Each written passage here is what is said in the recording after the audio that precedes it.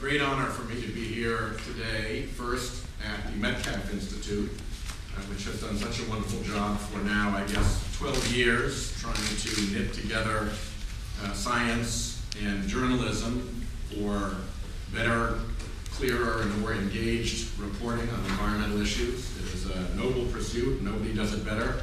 So it's a great pleasure for me to be here. And of course, any time that you have the chance to warm up the crowd for Dennis Nixon, you want to take advantage of that. It's sort of like opening for the Rolling Stones. But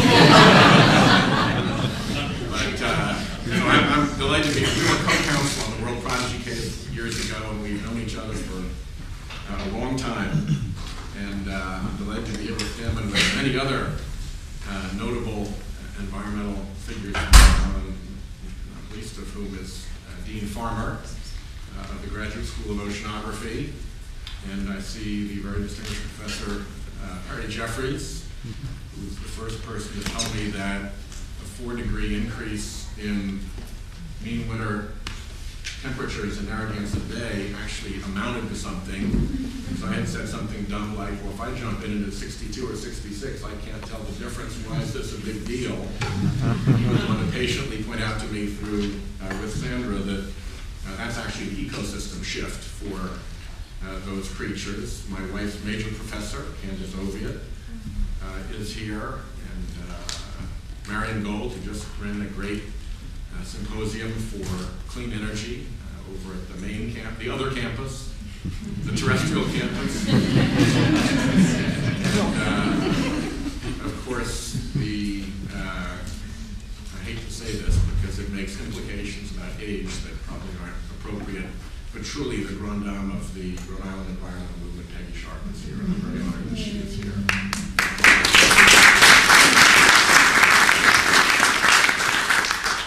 So we have all been watching in horror and disbelief at the Gulf as one of the largest environmental disasters in American history unfolds. For over 2 months, the tragedy of the BP Deepwater Horizon oil spill has brought us haunting images of oceans and wetlands overcome by oil, of pelicans struggling to move under the weight of the crude, and of the Gulf itself literally burning, set aflame in hopes of containing the spread of the slick. And of course, we've seen the live video feed of the leak itself, spewing thousands and thousands and thousands of barrels of toxic oil into the sea. As we see these images, it is very difficult not to be angry. Angry about the fact that this disaster was man-made, angry about the fact that this disaster was preventable, angry about the fact that this disaster was directly linked both to our nation's addiction to oil and to its apparent inability to resist corporate influence. The United States has always been at the forefront of technological and economic advancement. From the advent of the Industrial Revolution up at Slater's Mill to the world's first automobile, airplane, and iPod, this country has always been the one to push humankind to new frontiers. It is in our American DNA to innovate.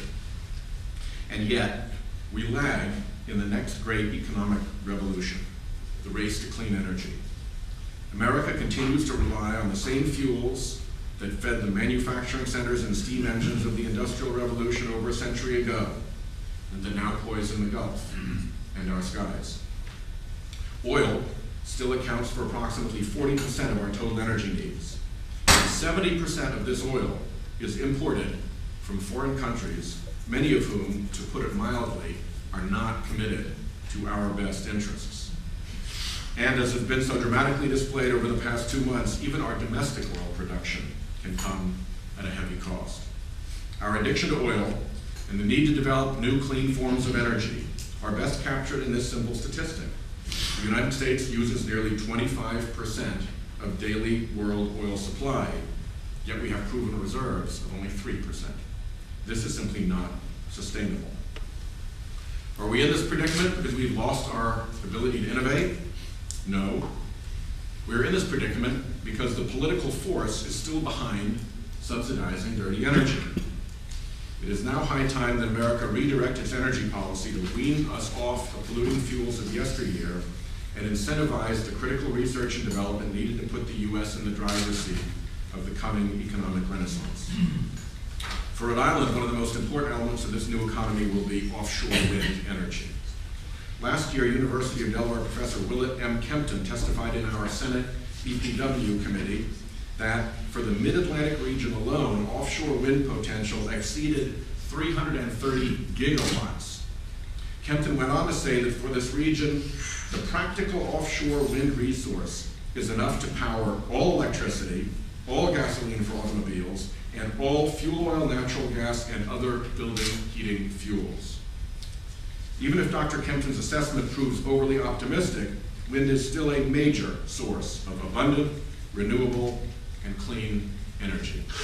Energy that can be produced right in our own backyard and break the cycle of New England needing to import dirty energy from coal-fired power plants in the Midwest and then breathe in their pollution that blows across our states. The Department of Energy has indeed concluded that the U.S. has sufficient wind resources onshore and offshore to supply 20% of our entire nation's electricity demand.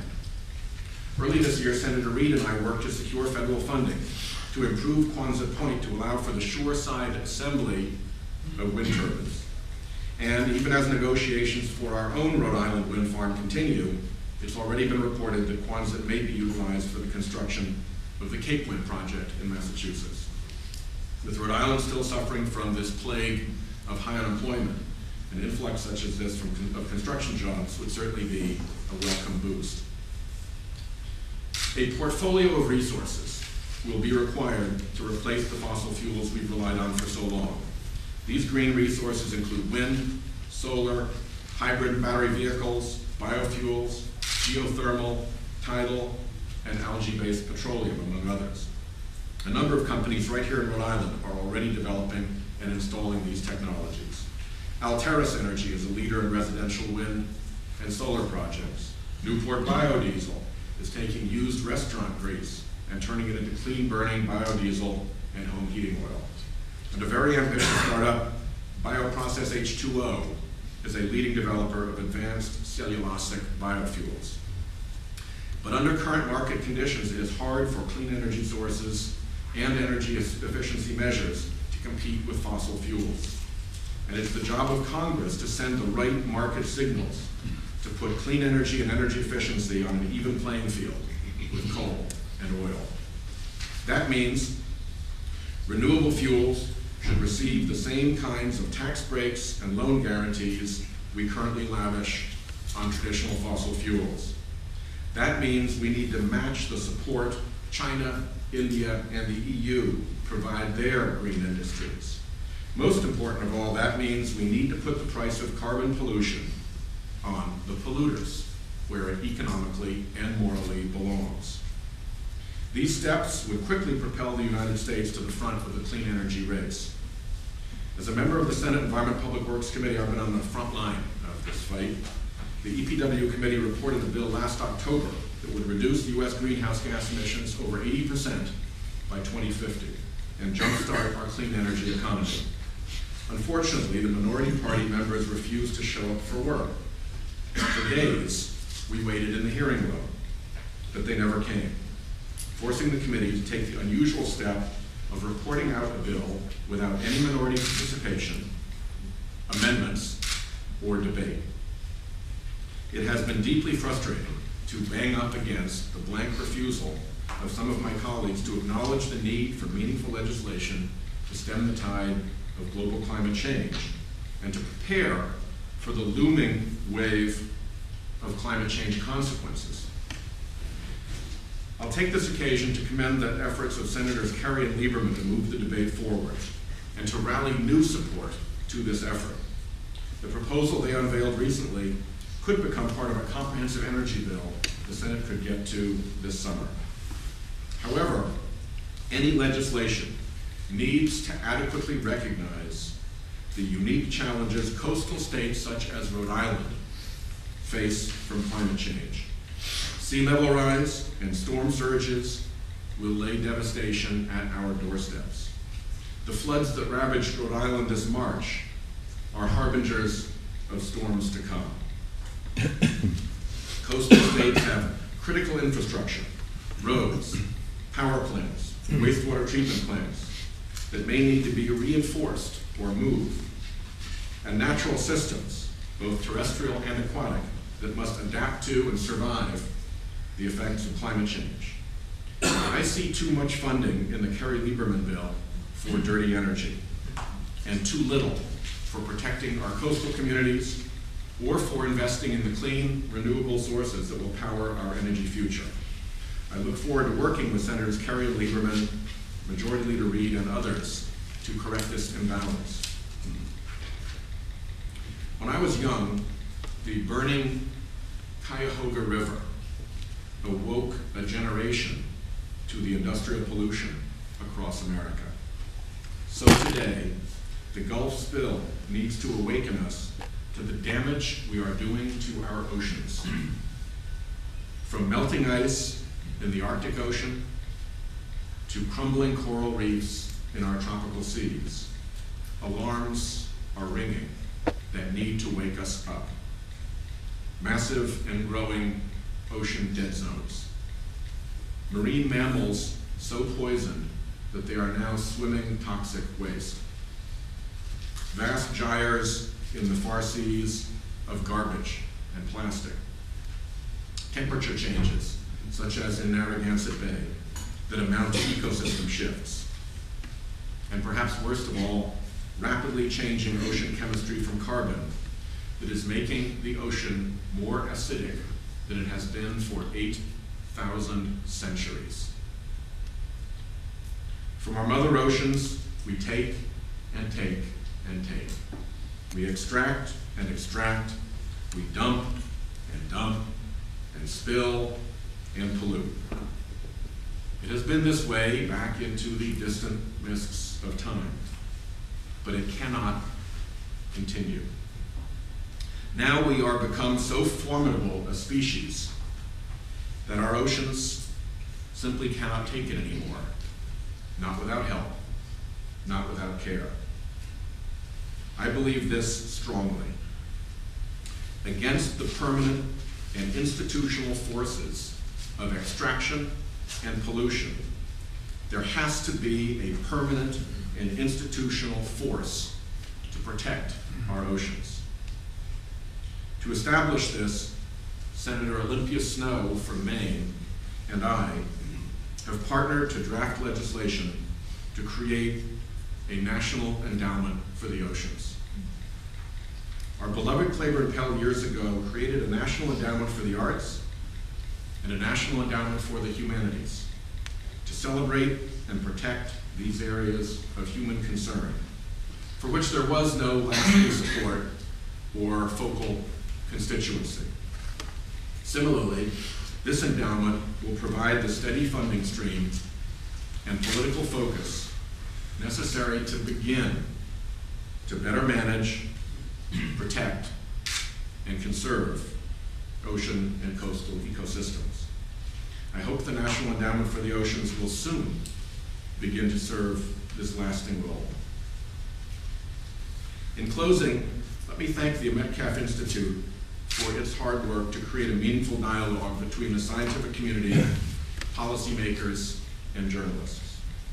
The role of the news media in addressing the challenges that I've outlined today cannot be overstated. You in the media have the power to shape the substance and the tone of our national dialogue on these important issues. In a democracy, nothing could be more important.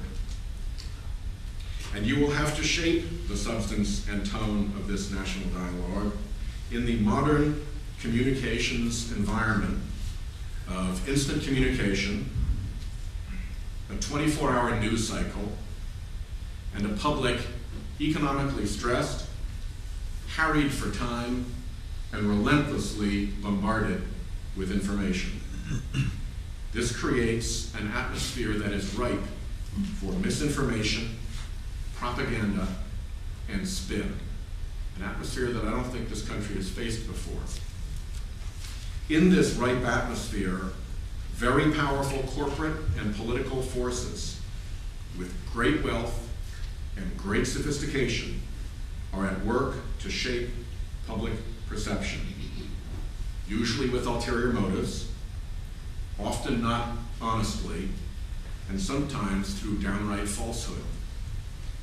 This creates obviously added difficulty on Congress to exercise our duties, but it also makes the media's role as a safeguard against the spread of misinformation and propaganda even more important. It means that the false neutrality of even-handedly reporting both sides of the story, particularly where one side is indeed false, must give way to a more complex responsibility to get the story right. It's not enough just to be in the middle if the middle has been shifted off balance. How to do this without falling into an ideological trap of one side or another. How to engage actively with a bias only towards the truth is the big media question of our time. I thank all of the hardworking journalists here today for the vital service that you provide. Journalism, like politics, is, when done right, one of the noblest pursuits in our society. In the days and weeks to come, as we decide how America's energy future will be shaped, we will need your honest voice as part of this debate more than ever. Thank you very much.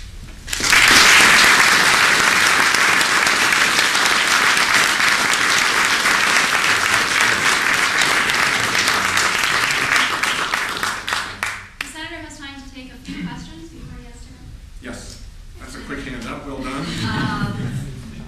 A couple of questions. You talked about how you want to work with Senators Kerry and Lieberman on some of the coal, oil, and fossil fuel provisions in the legislation. As you know, they've worked so hard to bring along the industry and try to bring along those moderates to build a coalition for that bill, and they're already facing an extremely uphill battle even to get it to the floor.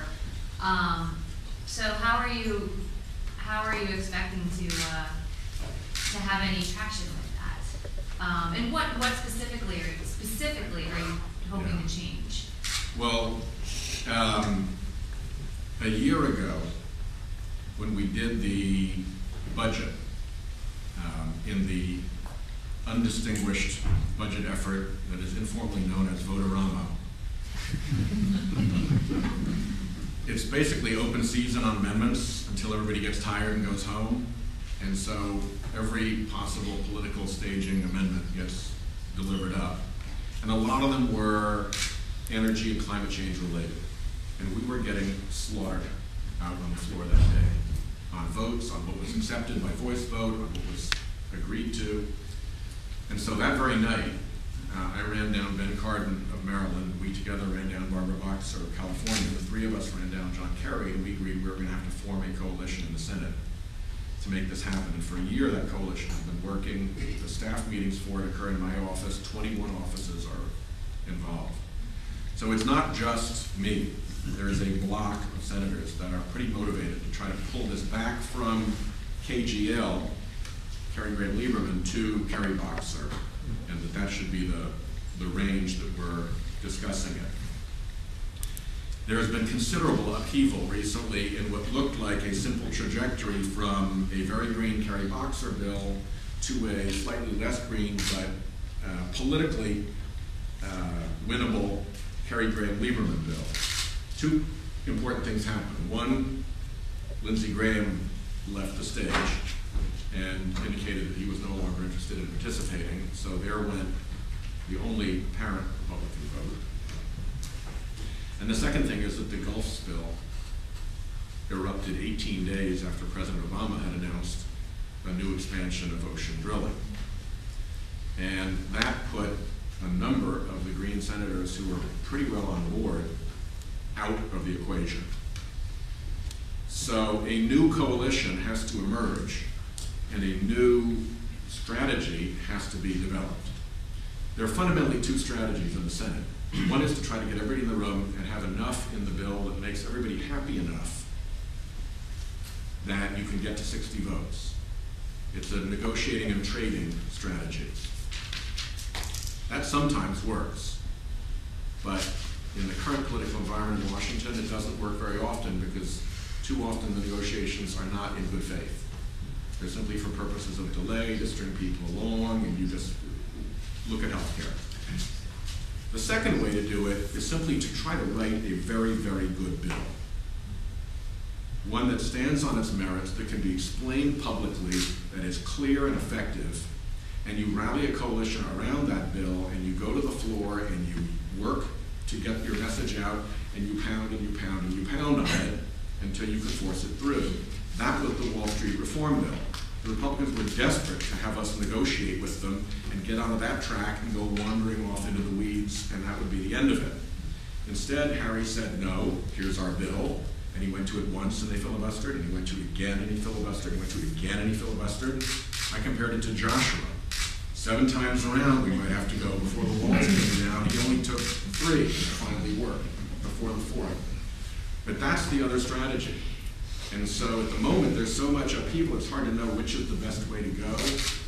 But there is, at least, I think, based on the public polling that we're seeing, such a strong tide in favor of energy legislation, cleaning up the environment, getting off foreign oil right now, that a well-framed one can, in fact, be driven through on a tide of public demand. But you're saying essentially that 21 group of the climate champions are kind of getting back together to pull the debate. We meet every week.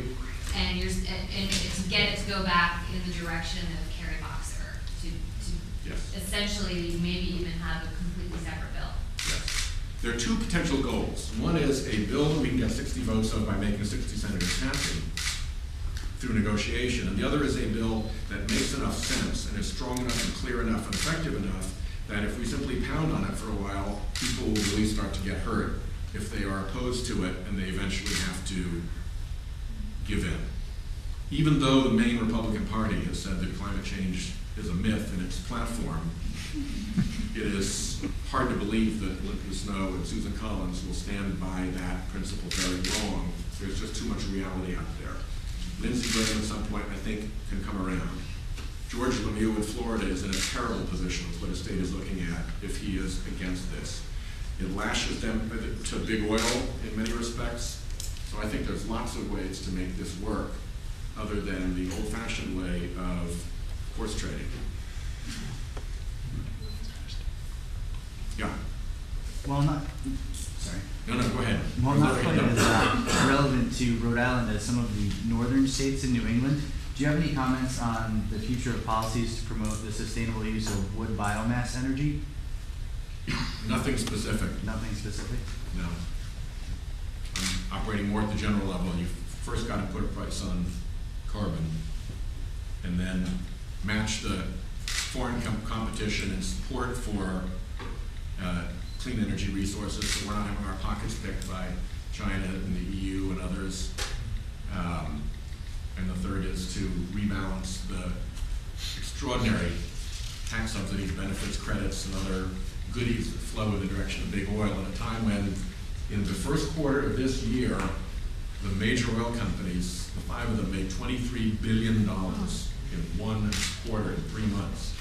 So it's not like they need a whole lot of taxpayer support from the American people right now. Yeah. Can you share any observations you might have within the Senate of keeping dialogue open when you have such opposite views and people that are so adamant about their position on a certain issue? How do you keep the dialogue going and how you eventually move forward and reach some common ground? You ignore the people who are at the extremes, who you aren't going to be able to reach, and you focus on the ones whom you can.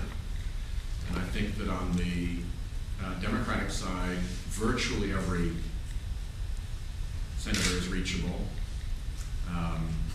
because the only issue, I think, for those who have concern are local equities. What it means for their coal miners, what it means for their electricity users when they operate on 80–90% coal-powered electricity, what it means for their natural gas folks, and if you can solve those problems, they're okay.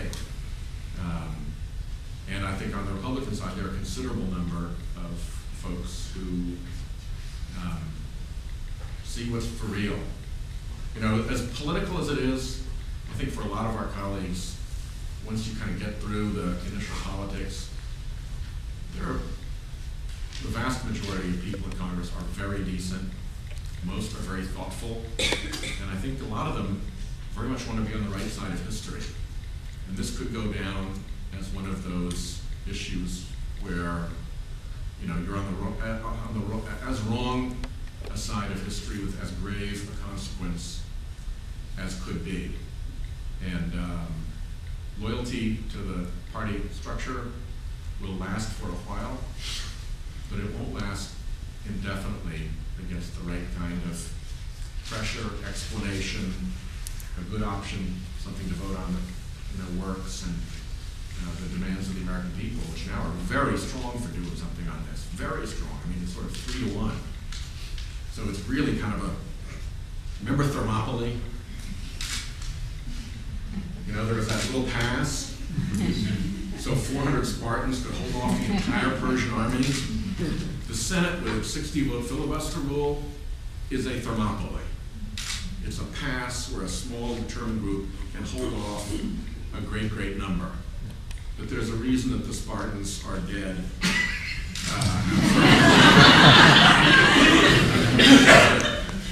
It wasn't sustainable. And so I think there's a way to make it this way.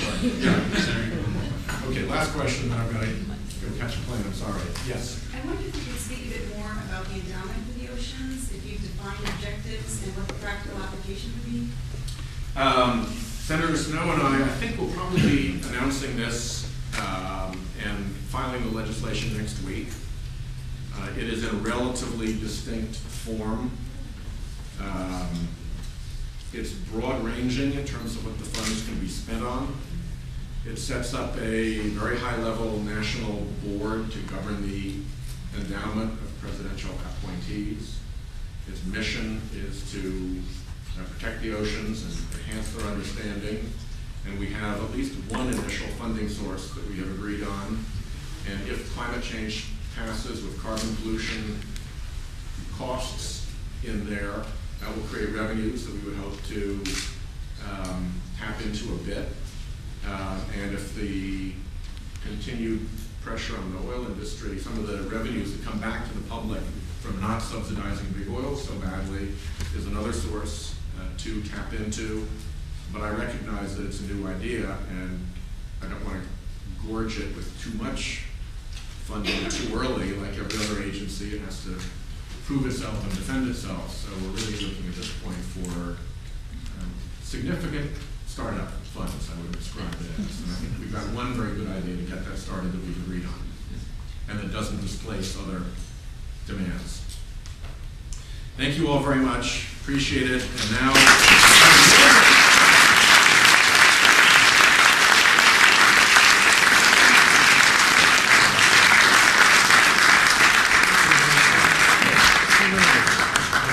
Thank you very much, Senator Whitehouse. We're very happy to have had you here. This was really enlightening.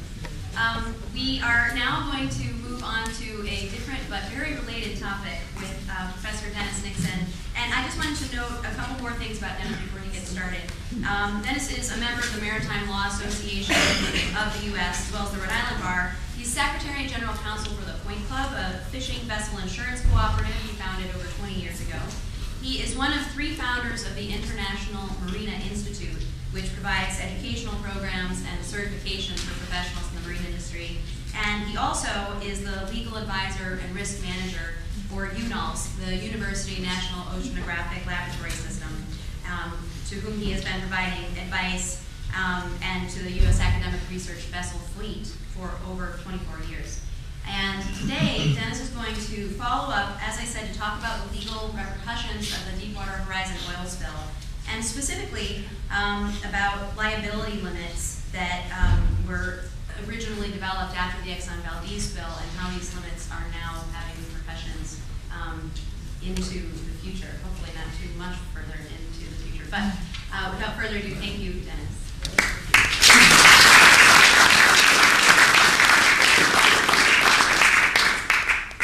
It's always fun to be on the same podium with Sheldon, because we are so lucky in Rhode Island to have a senator who is smart, ethical, and works hard. and really has the best interest of the state at heart. So it's a pleasure to follow him and to talk about a topic that is not really a very happy topic. I'm generally an upbeat guy, and it's hard to be upbeat about anything that's going on in the Gulf of Mexico right now. I'm here to ask and try to answer 3 questions in the 22 minutes remaining before our noon dismissal class. Number 1, how did we get so complacent that this possibly could have happened? I think we're kind of stunned at the scope of this casualty. It's a little bit like the loss of the Challenger. It's like, how could this have happened? We're an advanced country. We're supposed to know how to do things. How did we screw this up so badly? Number 2, how much will this cost by our best guesstimates today? This is changing on a daily basis, but I'll give you some rough numbers. And then 3rd, what is the law today and how will it change as a result of this spill? So first of all, how did we get so complacent? How could we have let MMS sort of muddle along and tell companies that you're going to drill a little bit deeper water and a little bit deeper water, and the technology you have, it should probably work. How did we have this marriage of convenience between industry, this so-called capture, when industry and government regulators get too close? I'm going to offer a pretty simple thesis, and that's because this industry had what everyone would have to consider a great safety record. Let's take a look at the numbers. There are 3 oil spills attributable to rigs that have made the news in 31 years. The 1969 Santa Barbara oil spill blowout produced a spill of 100,000 barrels, which was catastrophic at the time, and it was, of course, very close to the shore of the coast in Santa Barbara, and it was one of the most important reasons why the Congress passed the Clean Water Act in 1970, the first time we saw significant damages for oil pollution. Following that, not much happened until 1979, when to date the largest accidental oil spill in the world's history. Anybody know which one I'm talking about? Yes, no. Also in the Gulf of Mexico, the so-called Ixtoc spill drilled by Pemex. They think, but these numbers are, as we're finding out now, very difficult to calculate. They think about 3.5 million barrels of oil went into the ocean.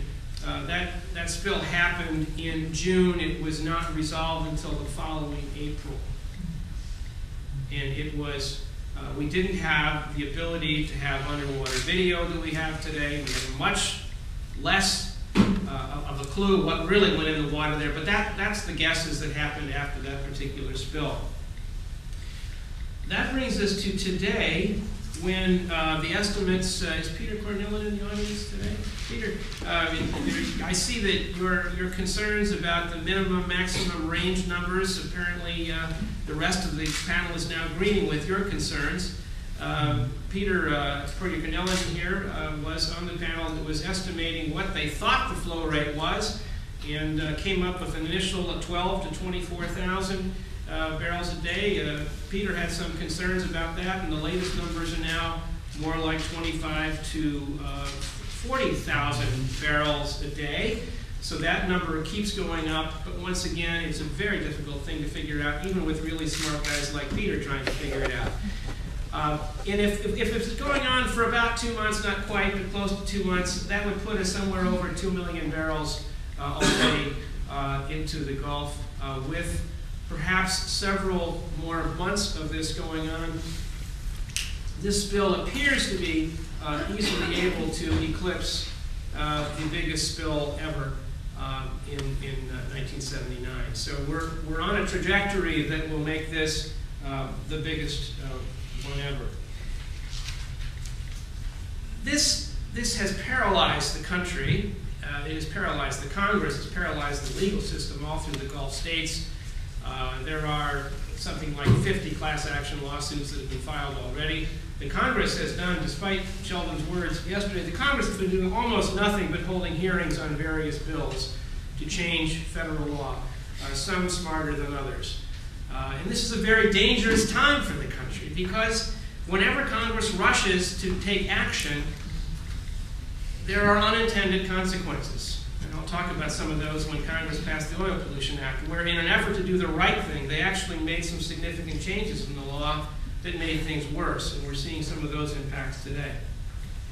It's important to know where this oil is coming from in the ocean generally. And there were two National Academy studies, one in 1985, prior to the Oil Pollution Act, and then there was one in 2002, a decade after the Oil Pollution Act had come into play.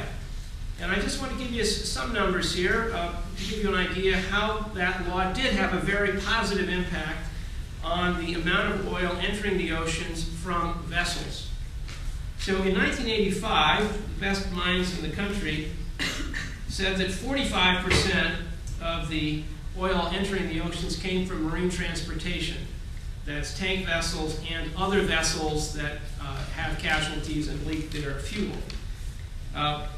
The second largest source was runoff from municipalities, typically the stormwater sewer systems. We know that here in Rhode Island, due to research done here at GSO, that Interstate 95 storm sewers, one of the biggest inputs into Narragansett Bay in terms of the oil that's routinely dripped on Interstate 95. 36% from municipal sources.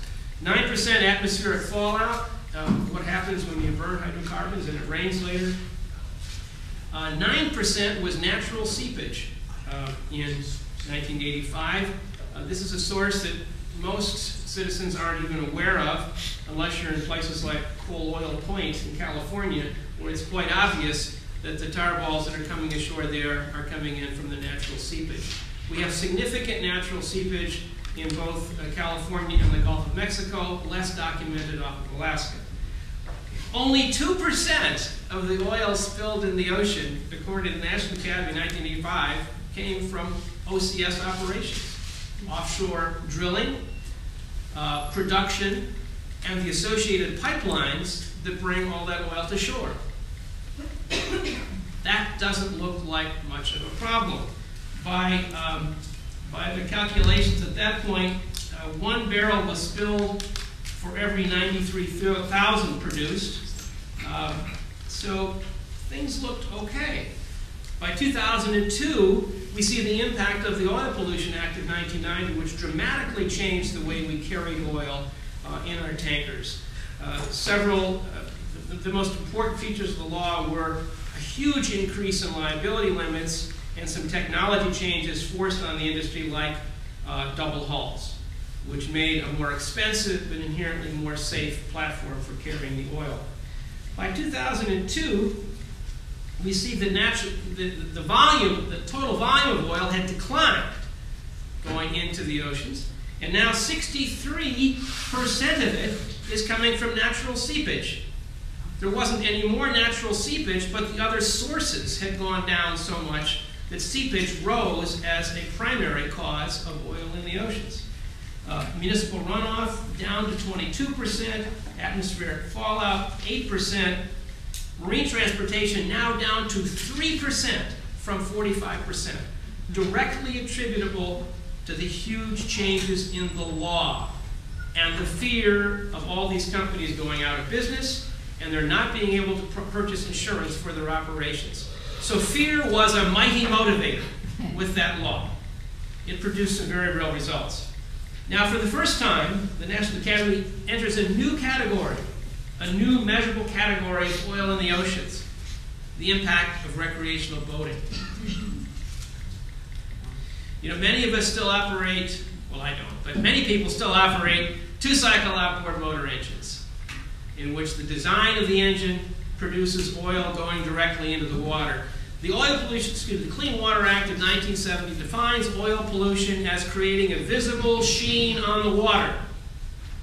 However, there is what I call the Evinrude exception. which says, unless that visible sheen is caused by a properly operating two-cycle outboard motor engine.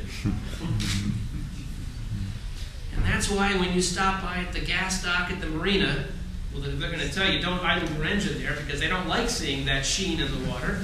But that's why that visible sheen is there. A properly operating two-cycle engine is now putting in 2% of the input of oil into North American waters. But still, also at 2%, smallest contributor to OCS oil prior to April 20th of this year was OCS oil production, exploration, and transportation. So OCS, so why were we so complacent?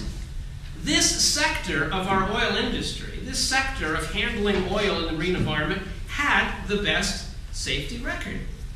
And when something is going well, trust me, they don't look at it in Congress. Studies are not commissioned. How can we get 2% down to 1.5%? Technology is not driven to new levels to come up with a better blowout preventer when, after all, no blowout preventer had failed at the deeper depths. And we simply trusted the assertions of industry that the technology they had was suitable for moving further and further offshore. There are only about 50 of these really deep wells in the United States, but unfortunately that's where most all of the new oil is, in really deep water. We know that the President has suspended further exploration activities, and that has a lot of ramifications for us, because I like to refer to myself as an environmentalist who drove to this meeting. There is a certain amount of, yes, we want to get to the energy future that Senator Whitehouse spoke of, but it's a bit of a bumpy road to get us there in a hurry. So by putting the brakes on, I think it's entirely appropriate to do so, by the way, because I don't think the technology is proven at those water depths, but by putting the brakes on, there will be impacts in terms of bringing future energy supplies online here in the United States. So that's why we were complacent. This didn't look like a bad industry at the time. We got lazy, and you've heard all the stories about MMS and industry people hanging out together and having great parties and so on. Well, it was a pretty bad scene. So right away, Secretary Salazar has said the very first change we made governmentally is that MMS will be broken in half,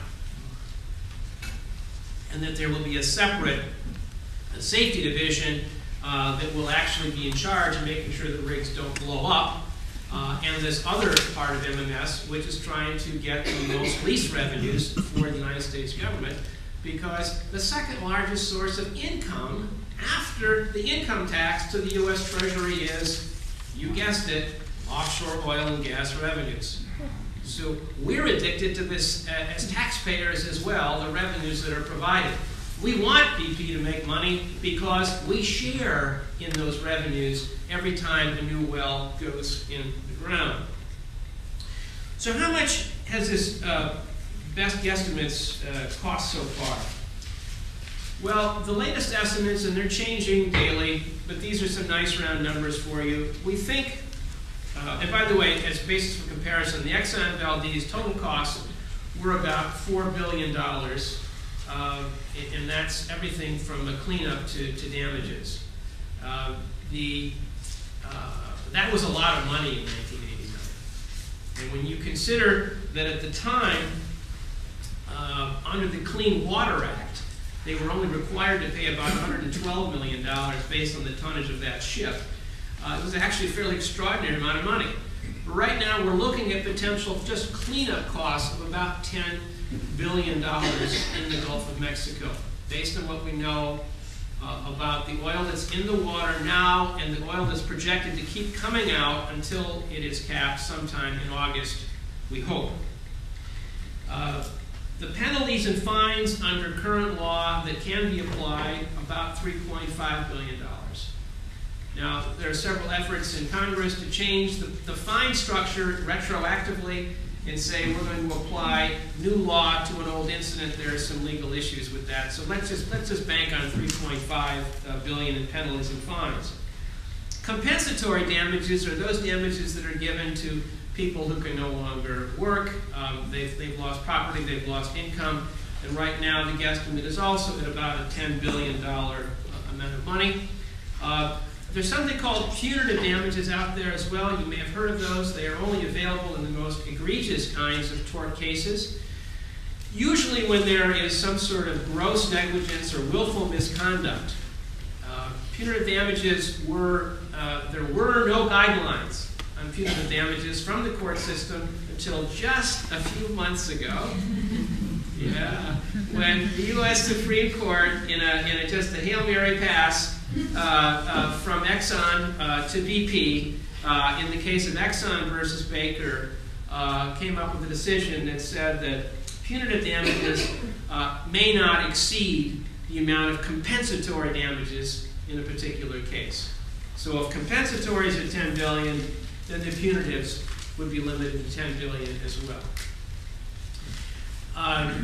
At the outset, it wasn't clear if punitive damages would be appropriate, but as we learn more about the facts that it went on that rig for weeks prior to the actual blowout, it would now seem that punitives would likely be granted by a jury when they hear all this stuff as it's coming out today. So that puts us at my today's guess of about $34 billion.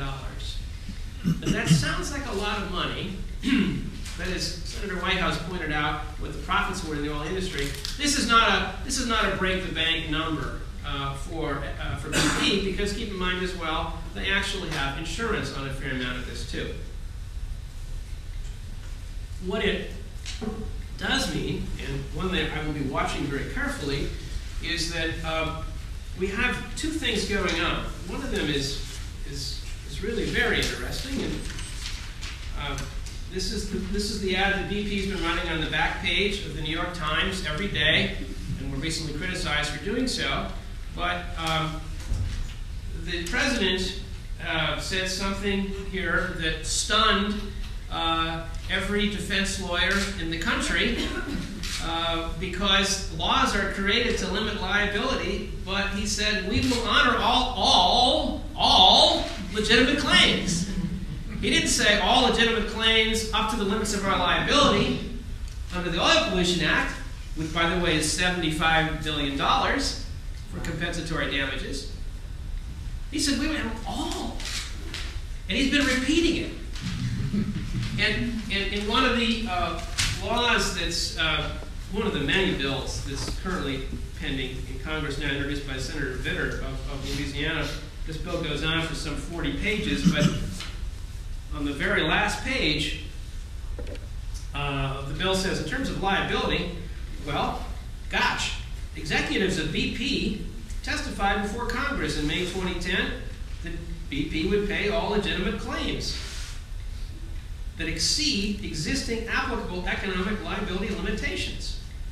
Furthermore, a letter from the group chief of BP, the Secretary of Homeland Security, said that BP is prepared to pay above the $75 million cap on all legitimate claims. So Senator Vitter is now trying to set up a massive, looks to me like a massive bureaucracy to evaluate claims outside the legal process. It's sort of a one big administrative hearing officer sort of thing. I don't think the bill's going to go anywhere, but this is one of the, I'm thinking at least 40 bills that have been proposed in response to this bill. There have been hearings going on every morning and every afternoon in the Congress from virtually every committee that might have any relationship to this particular issue. So there's something that's going to happen. I'm just not sure what that is. So I've spoken about this feeding frenzy and why I'm concerned about things that Congress can do trying to help that can actually make things worse. Are you familiar with the concept of limitation of liability? Why do we have limitation of liability at all? The very first statute that we passed in this country was in 1851, the limited liability of ship owners. And this had to do with the fact that in the transition from sail to steam, the new steam vessels routinely caught on fire and blew up. It wasn't a very easy transition. And when they blew up next to, say, a warehouse filled full of valuable things, the ship owner lost not only his ship, but he also did damage to somebody else, burned down a warehouse, in some cases, a good part of a city. And under the law at that time, the vessel owner was liable for all of those damages. Vessel owner said, wait a minute, I've invested $100,000 in a ship that's now costing me $1 million in liability. And in 1851, it was not possible to buy, simply was not available yet, liability insurance. You could buy hull insurance, you could insure the value of your ship itself. He had insurance for his $100,000 ship, but he could not insure against that risk. So ship owners, first in England in 1849 and then in the US in 1851, said, we need a law to protect this, or we're just going to get out of this business. And the Congress saying, we need ships to carry our goods to Europe. We need to engage in trade. If we don't have a US flag merchant marine, we're going to be in big trouble.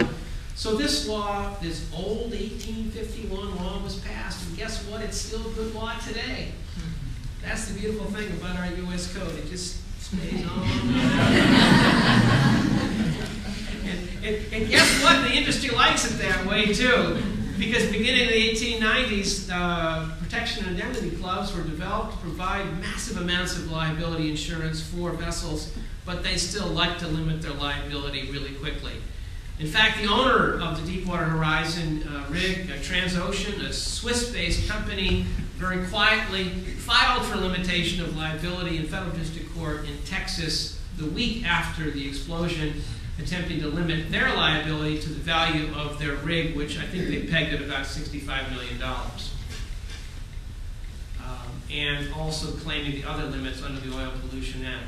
So finding the responsible party, it's very clear in this leasing arrangement that BP is the so-called responsible party under the Oil Pollution Act of 1990, but there will be several other what we call joint tortfeasors who will be linked perhaps by handcuffs as they walk into court together, if they ever go to court in this. So we've got BP, we've got Transocean, the operator, we've got the manufacturer of the blow-up preventer, Cameron, and there's been some concern as to whether or not that was an appropriate device for that job, and if it didn't work properly, and where was the negligence there. And certainly our old friends at Halliburton, of course, are being brought in as well, because they were the ones who had been cementing the well at the time that this all happened. So we might have as many as 4 joint tortfeasors going in with bracelets together for a court hearing if it ever does occur. And I say if because this is one of those situations where there may be lawsuits between those parties trying to figure out who among them is the most guilty. But in terms of was there liability for the spill, that one is pretty obvious. The changes in the law that I see, well, the change that I mentioned was a bad one in 1990. I'll tell you about that one, and I'll tell you about the changes that I fear in the law that are being proposed right now. A very important change was made in 1990 in the Oil Pollution Act in terms of responsibility for spilled oil. There were competing House and Senate bills. In the House bill, sort of the libertarian crowd said the owner of the oil, big oil, should be responsible if that oil is spilled.